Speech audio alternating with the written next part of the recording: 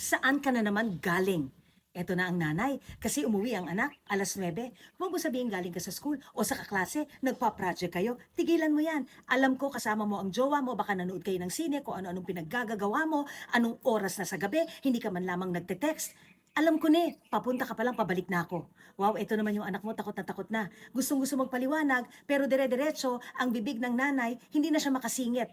Gusto sabihin kung ano nangyari sa kanya, pero sigurado ka nang nagsisinungaling.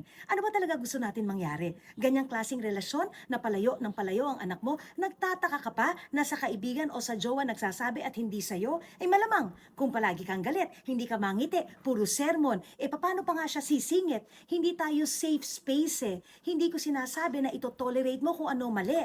Pero may boundaries ba kayo? Willing ka ba makinig? Kasi kung nakikinig ka, alam mo kung paano ka magre-react. Kung meron kang pagtutol, masasabi mo rin. Pero una, makikinig ka. Anak mo yan eh. Tandaan mo magulang tayo. We are here to guide them. Tayo naman ang nagpalaki, di ba? So dapat, pagkakatiwalaan mo kung paano mo siya pinalaki. Eh bakit parang duda ka rin ba sa sarili mo? Because our children need to be respected and trusted too. Think about that.